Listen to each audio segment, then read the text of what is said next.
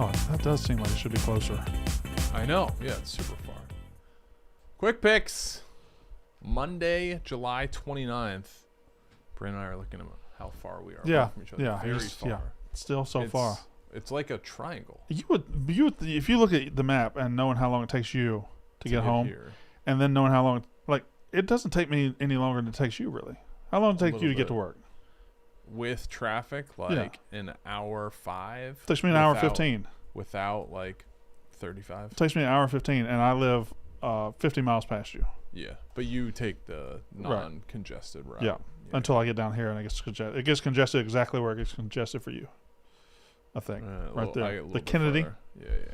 Yeah. That's Chicago traffic. Old guy shit. Yeah. All right. Megan's not here. Thank God. Dude's week. Let's go, guys. Are you excited for Wednesday? Dude's week. No, I'm terrified, to be honest. What's Wednesday?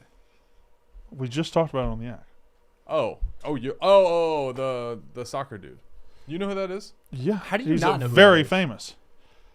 I would say out of, Messi and Ronaldo are on a tier above, but over the last 20 years, he's like solidly in that tier right below him. Yeah. Really? He's like a huge deal. What's his name? Ibrahim? Zlatan Ibrahimovic. Zlatan. You never heard of this guy? Never. He's never heard of Messi or Ronaldo. I've heard of Messi, and I have heard of Ronaldo. Do you know what Ronaldo looks like? I know it's that statue. That's funny. Okay. All right. I mean, Ronaldo's possibly the most famous person in the world. Yeah. Is he Portugal? Yeah. Yeah. It's like Jesus and then Ronaldo. There you go. You know him. And Messi is Argentina, right? Correct. Yeah. Yeah.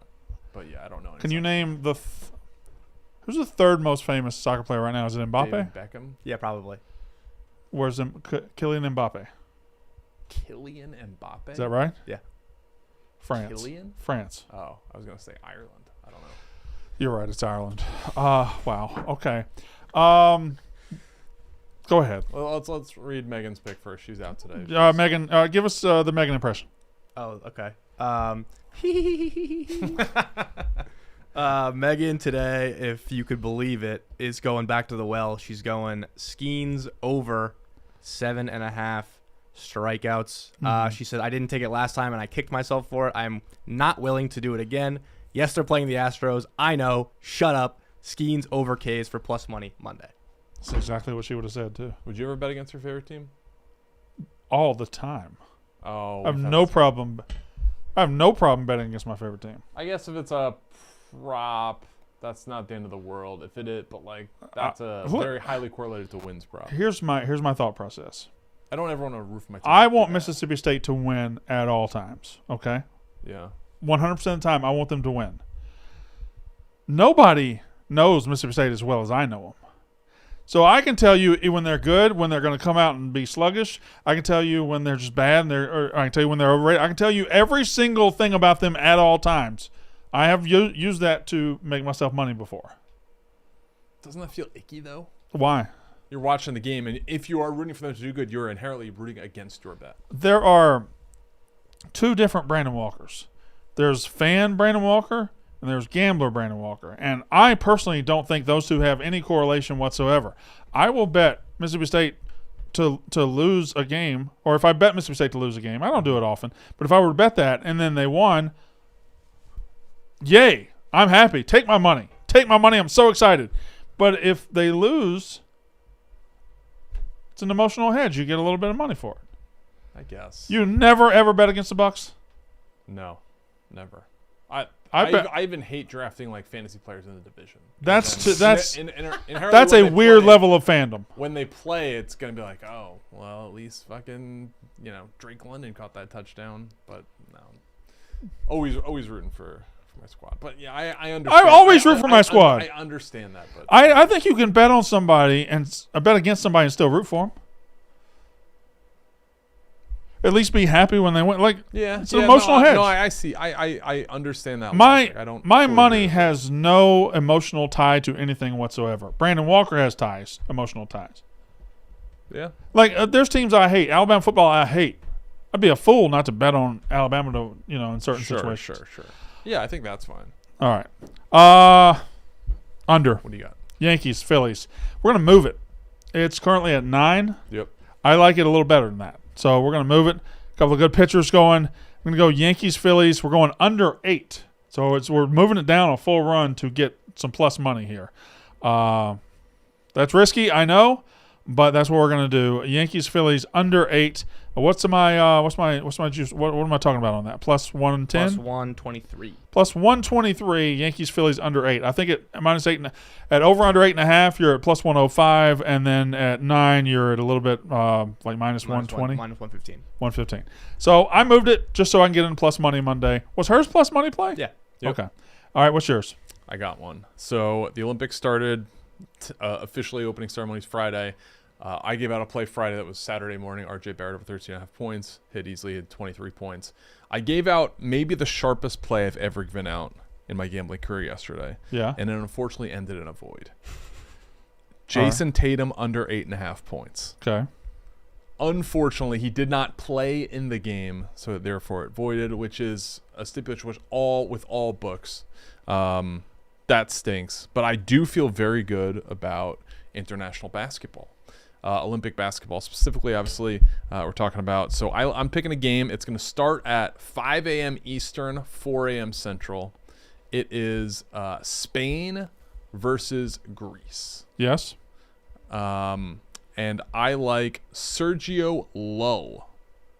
Over 1.5 threes and over 1.5 assists. Okay. So it's kind of weird play. They're both pretty juiced. The over threes is minus 150. The over assists is minus 160. Combine them, you get plus 160.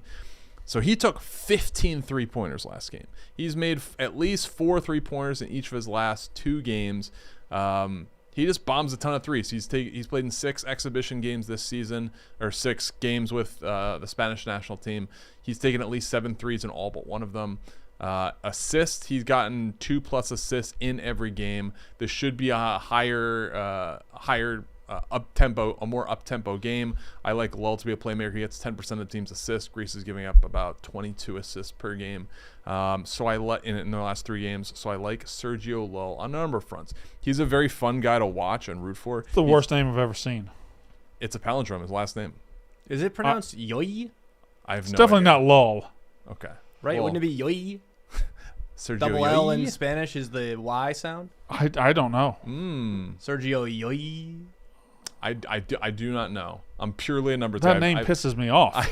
I have not seen him play live. I watched some highlights. He is super fun to watch. He's 37. He doesn't move incredibly well. He just chucks threes. He is like who's that dude that came to the office? That team that beat Kentucky. Jack Golke. Was it Golke? Jack Golke. Yeah. He is like that, but he's 37 and he just shoots it all the time. Jack Yoiki. So very, very fun bet. If you feel like waking up for it, this is going to be an overnight play, obviously, for me. I wanted to stay away from the MLB. All right. Jake, chat. The chat is going with the Mariners money line plus 100. Yay. Okay, so Megan has Paul Skeens over 7.5 strikeouts. I have Yankees-Phillies under 8. Shay has Sergio Lull. What was the play? Yoi. Over 1.5 threes and over 1.5 assists. All right. And what's the parlay Guys, I pay feel at? like it's never seen the Sergio Lull Plus play money before. Monday plus 1088. 1088. Let's hit one. Which Shit. we need one, guys. Bad. Yeah, it's been a while. Been a minute. We've been bleeding. I have a thought also. Oh, Yes. God. For the end of season 1 of the show, should Okay. we introduce some sort of reward / punishment for first, second, third? If you get first place, you get a reward. If you get third, it's all pretty even. So I figure we have a couple weeks left. What are Yeah. the standings right now? Right now, Steven is in first at negative 1.5 units. That's not good. Brandon is in second at negative 1.8. Chat's in third at negative 2.1. And Megan in fourth at negative 5.2. So we're all around the same. It's She just had a massive lead. Right. She hasn't hasn't won one in a while. But yeah, I was thinking about if you guys wanted to do like a punishment reward. We can figure it out at some point. But Yeah, We should. take that before the committee. all right, perfect. Committee I being think that'd be a fun thing to do. me First driving home season, and thinking about it. season-long bets and all that. You know? All right. All right, I like that. Quick picks. Let's win some bets. See you guys.